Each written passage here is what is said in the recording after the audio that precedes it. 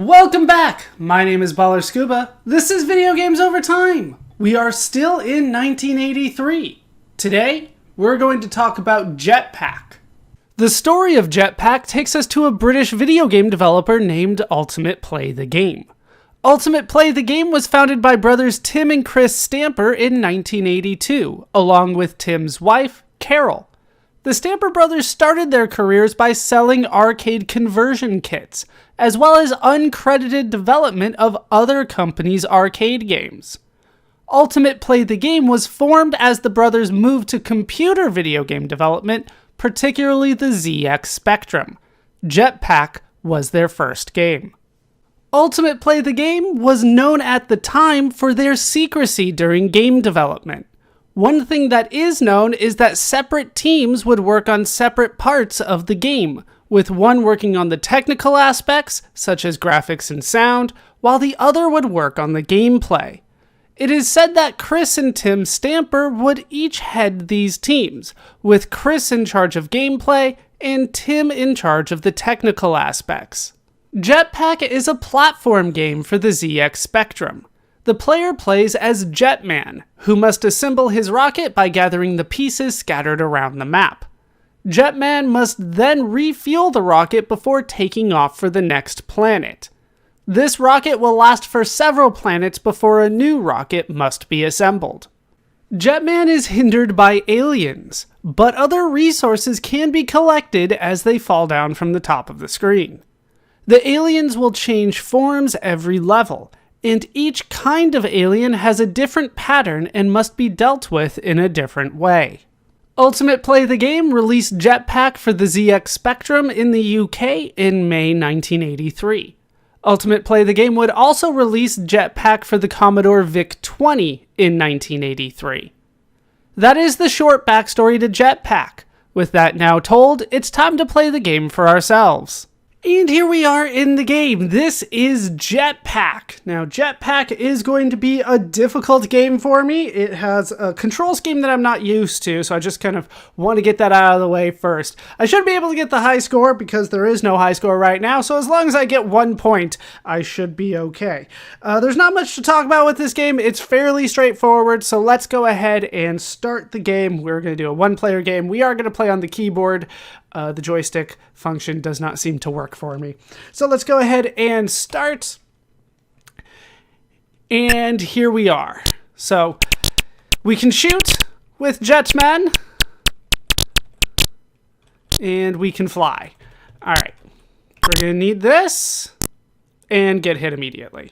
Super. Like I said, the controls aren't exactly how I would set them up. But we will do our best to work around it. All right. Head over here. All right, yeah. If you line up over where it needs to go, it'll automatically just kind of drop where it needs to go. All right, so we have the ship assembled. Let's now refuel it. Most of our time is going to be spent refueling. Just trying to get out of the way of the aliens here. Not necessarily trying to kill them all, just trying to get out of their way. No, all right, we made that somehow. All right, let's go there. And drop that down. Once again, it just kind of drops by itself. It'd probably be faster if I walked over to it. Can we at least make it out of the first level? That would be great. I can try to hang out up here, but it's dodgy pretty much anywhere I go. Okay, there. Hang out here again. Okay, everything is ready for me. Let's get into my rocket ship and blast away.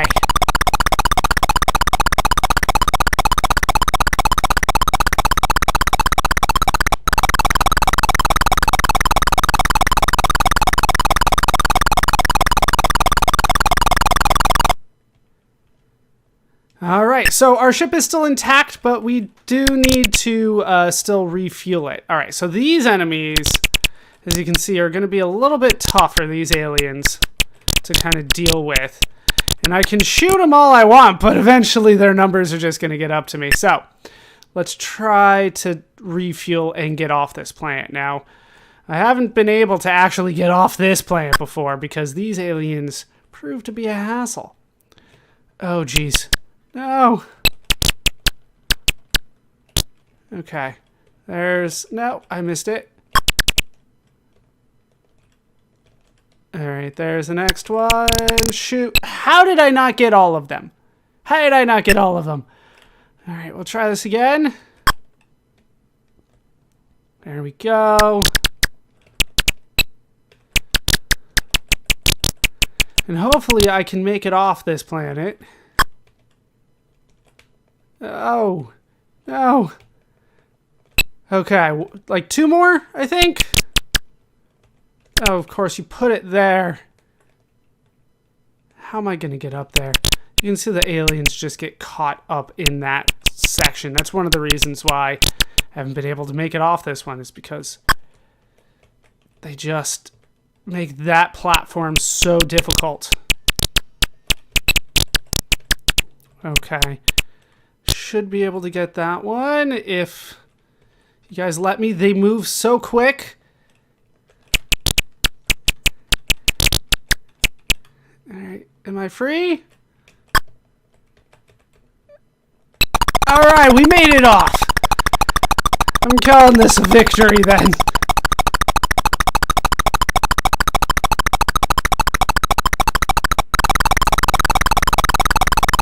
And we're on to planet number 3.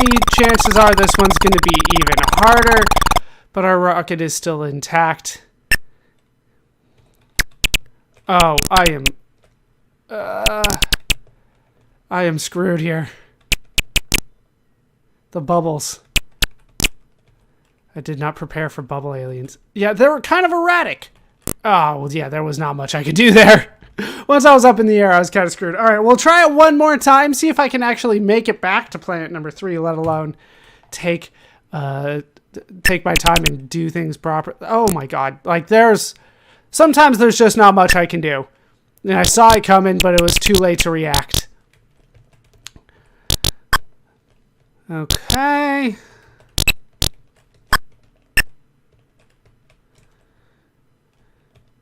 Alright. We're making it through here.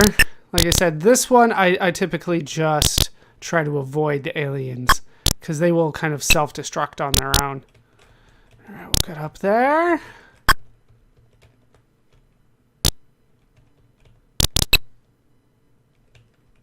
Let's see if I can do this one. Get over here. I think I still have like 3 to go. They don't give me much fuel. I don't know where the fuel comes from, but it magically falls from the skies. You can get other resources from the sky as well, but they're really only good for points. Alright, one more. Looks like I got a good one there. There we go. Get in my rocket and fly away.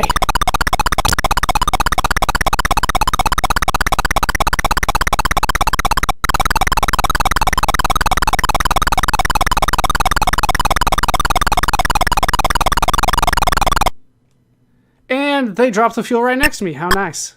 Alright, let's get that over there. But these guys. Okay. I guess they're better than the bubbles, but I don't know. I don't have enough experience with the bubbles to really say I'm somehow going to make this. Damn it! Until I said something. He was going to bounce the other way, too. Can I go anywhere here?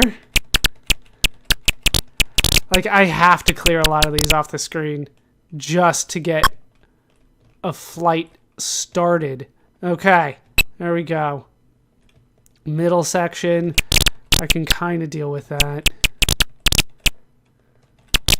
There's just so many aliens.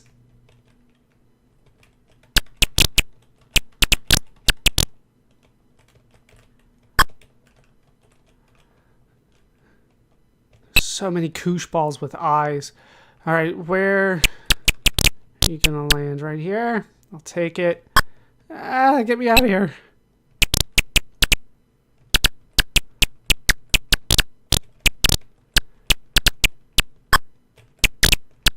Trying to look ahead. We only have one more to go.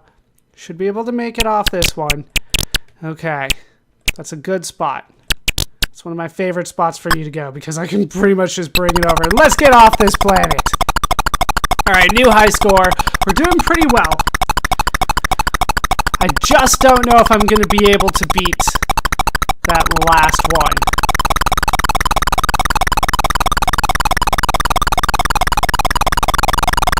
The rocket is very loud, as you might expect for a rocket. Okay, we got the bubbles. They're kind of unpredictable, which is the problem. Like, they go in a certain direction, and then they change direction. Like I was trying to do, but failed at.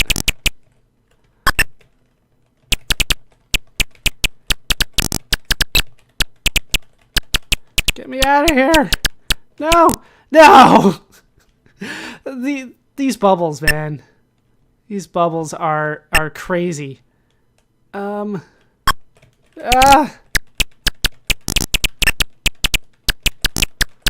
Just destroy everything that I can. Just rapid fire. No.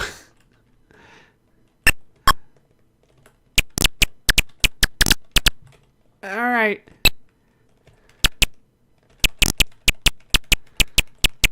Oh, just out of...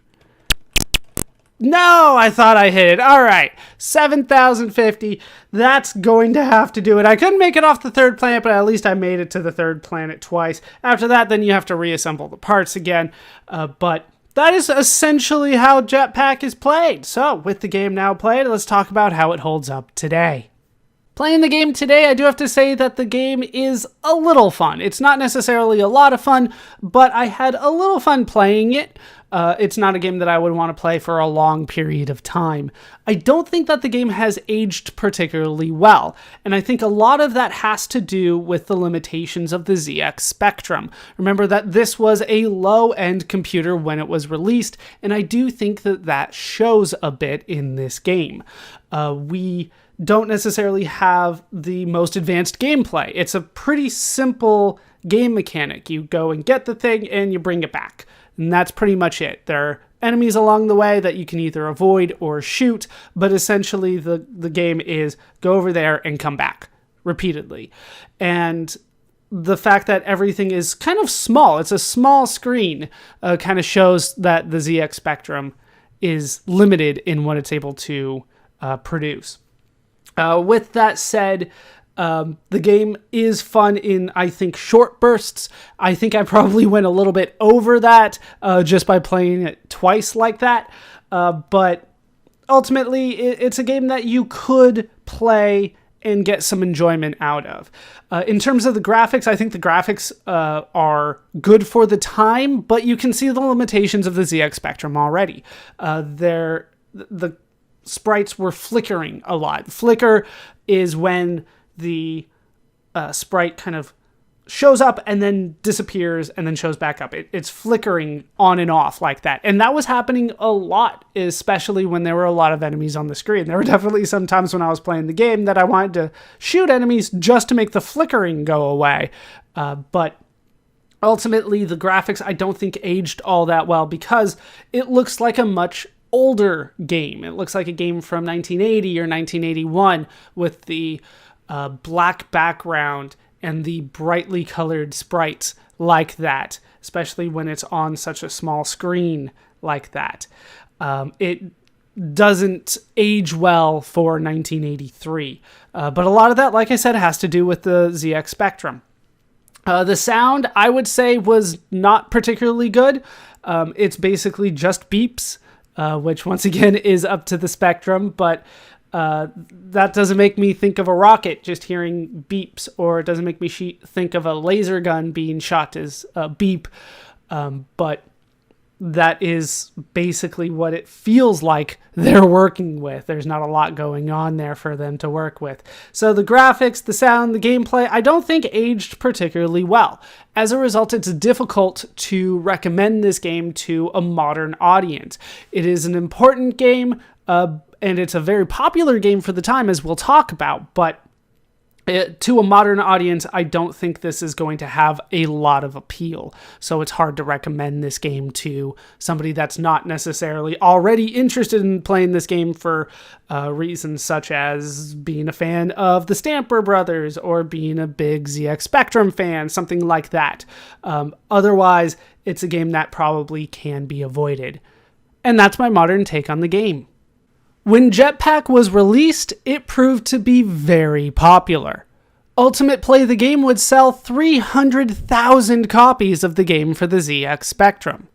At the time, there were only 1 million ZX Spectrums on the market. The game would also be released for use with the Interface 2. The Interface 2 was a peripheral for the ZX Spectrum that would allow ROM cartridges to be used instead of cassette tapes, allowing for instantaneous loading. These releases would result in £1 million in revenue for Ultimate Play the Game, roughly $3.78 million in 2022. The critics were also very positive about the game. In particular, the critics praised the graphics and sound, seeing them as good and advanced. As time has gone on, the view of the game has remained positive. It is often cited among the best ZX Spectrum games of all time. Jetpack would see ports, sequels, and remakes. We will keep an eye on these as we continue. Ultimate Play the Game would establish themselves as a big name in the ZX Spectrum video game industry. They would continue to create games, and we will hear from them again. We will also hear from the Stamper Brothers again. They would continue to develop video games. That will do it for the story of Jetpack for now. My name is Baller Scuba. This has been Video Games Over Time. Thank you so much for watching, and I hope to see you in our next video when we take a ride.